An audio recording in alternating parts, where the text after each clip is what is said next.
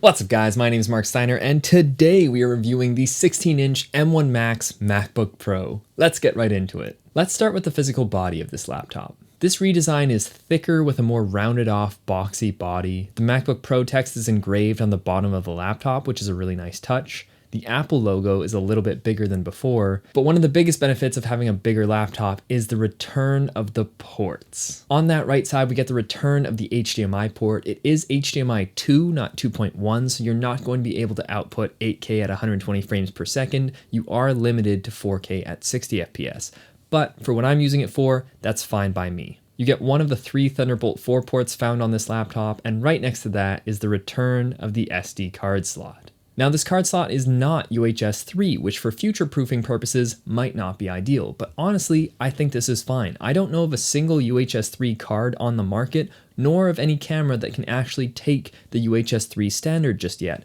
So honestly, this is not a big deal because everything I know is UHS 2 or lower, so this is absolutely fine, especially for the cameras that I'm currently using. I would have loved to see this port over the past 5 years. It would have made my life so much easier as a photographer and videographer. But now in 2021 and onwards, I feel like we're kind of moving away from the SD card and moving on to faster, newer cards, like the CF Express Type A card that I have in my Sony a7S III. I have a dedicated card reader that is so much faster and so much better because this card is capable of so much faster speeds. It's also significantly smaller, which for future-proofing I think is the way forward. I think we're kind of moving away from the SD card and moving into these new types of cards. So having this is nice, and when I'm offloading photos from my a7R III, very helpful that I don't need a dongle. But in my opinion, even though the return of the SD card slot is a welcome addition to this laptop, it kind of feels like it's too little too late for the SD card because we're kind of moving on from it. Then on the left side of the laptop, we have the other 2 Thunderbolt 4 ports, the headphone jack, and the coolest port on this side, the return of the Magsafe charging port. The magnets are strong, it connects flawlessly to the computer with no effort, but probably more important is how it disconnects. You won't be accidentally disconnecting this, it does take some force to take out straight up, but easily disconnects on an angle. So if you trip over this cable, your very expensive laptop won't go flying with it. The charger is a massive 140 watt charging brick, and the cable is USB-C to MagSafe, so you can exchange it for the old USB-C cable, or just replace the cable if anything ever goes wrong. But honestly, the build quality of this braided cable is top notch. It's strong, sturdy, doesn't wear and tear. This will be something you can rely on for years to come. Opening up the laptop, we have a brand new keyboard. The touch bar is gone, thank God, and it's being replaced with a full row of physical function keys, a big-ass escape key, and an upgraded and much nicer fingerprint sensor, which feels like the old fingerprint sensors we had on iPhones of past. The keyboard is inset in this nice black housing and it looks great. I love how clean it looks. The typing experience is also very nice, very much a MacBook keyboard of old with slightly more travel than even the previous 16-inch. The speakers on this are absolutely incredible. They are by far the best laptop speakers on the market. Sound is full, and call me crazy, but it feels like Apple is trying to achieve spatial audio with these speakers. I can't quite describe it, but they sound absolutely amazing, both for music and for watching content. And speaking of watching content, let's move on to that new screen. Whoo boy! Thinner bezels, mini LED, 16:10 aspect ratio, HDR capable, just below 4K resolution, adaptive high refresh rate. These things are absolutely insane. It's like they took the Pro Display XDR, shrank it, made it better, and attached it to a laptop without a $1,000 stand. How? The screen is absolutely phenomenal. The high refresh rate isn't something you'll probably pick up on in most use cases, but it definitely makes for a smoother experience overall. The first time I was able to tell the refresh rate was kicking in was while I was moving my mouse around a lot on the screen, and it just feels like it's flying. When editing, the playback window and the timeline are just so smooth. Because it's a mini LED screen, you're getting true blacks and a crazy contrast ratio, which is wonderful for watching content.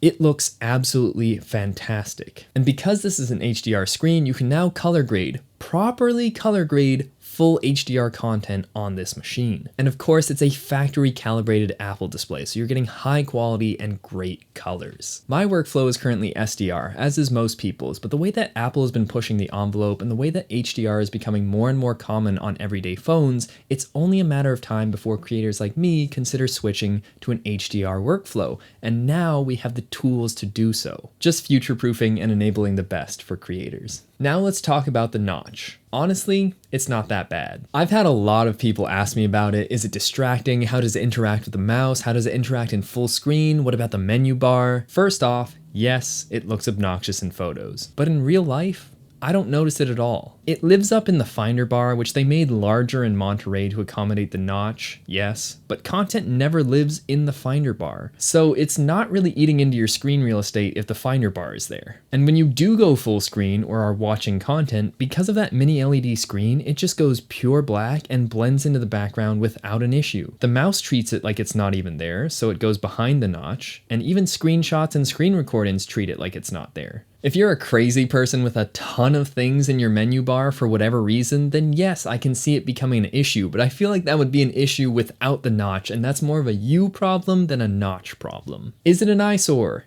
Yes. Did it need to be this big? Probably not. Am I surprised that Face ID wasn't in there? Yes. Are we going to be getting Face ID in the future? Maybe. Who knows? What I do know is that the notch doesn't bother me at all, and the webcam is miles better. We're getting that full 1080p resolution with great image quality. What I did find funny though is that for better or for worse, the notch is now a recognizable feature. So from a marketing perspective, this is working because people will see the notch and know that you have the new computer. Now let's talk about the inside of this computer. You already know this is the maxed out M1 Max chip, the most expensive chip you could possibly get. So how does it perform? Exactly like how you'd expect something this expensive to perform. Absolutely phenomenally. Honestly, I don't think it's a stretch to say that you're probably getting more performance than what you're paying for out of this chip. This thing flies. Write speeds of 7.3 gigabytes per second, read speeds of 5.8 gigabytes per second, exporting full resolution 42 megapixel files in Lightroom in minutes. But I think the most mind-blowing thing to me is video. When I tell you this thing is life-changing, I need you to understand. I can now edit 4K, H.265, 120 FPS in DaVinci Resolve with a full and heavy color grade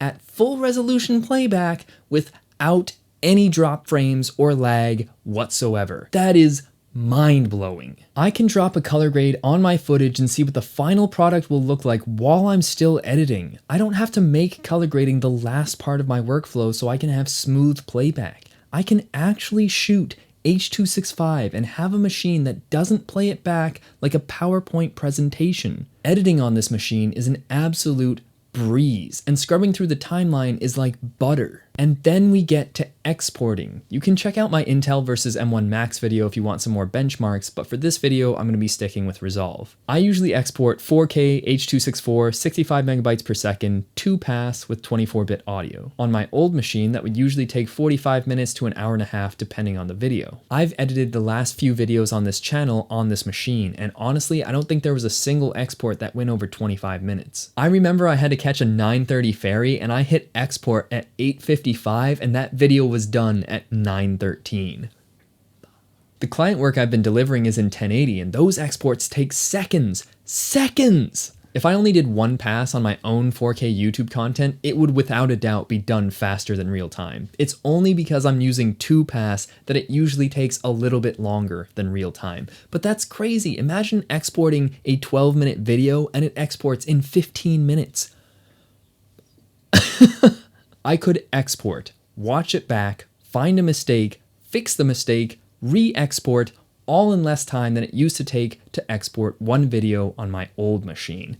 That's game-changing. This laptop is actually outperforming a Mac Pro with an Afterburner chip in it, and when you take into account an XDR display, that's almost a $60,000 setup before taxes. This thing is less than 1/10 the cost, outperforms it, has a built-in XDR display, and can fit in a backpack. And not only are you getting insane performance out of this thing, but you're getting insane battery life as well. I've edited and exported full videos on a single charge without an issue. I've gone to coffee shops, brought my charger like a fool, expecting to be there for hours, and I've only drained 3%. If I'm not video editing on this machine, I wouldn't be surprised to see this battery last a week. If I am video editing for longer periods, yes, I will need to charge up, but the fact that we're even talking about editing, let alone exporting on battery life, is mind-blowing. I'd be lucky if my old laptop lasted 15 to 20 minutes while just editing,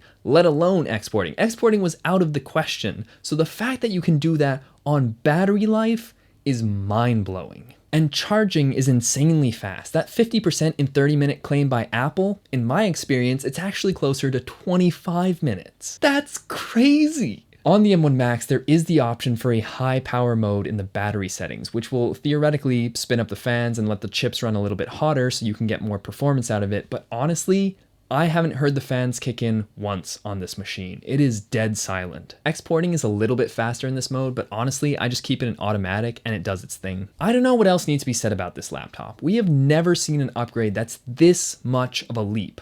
This is quite literally the perfect laptop for me. But I want to know what you guys think. Are you excited about this laptop? Let me know in the comment section down below. My name is Marc Steiner, and I'll see you next time.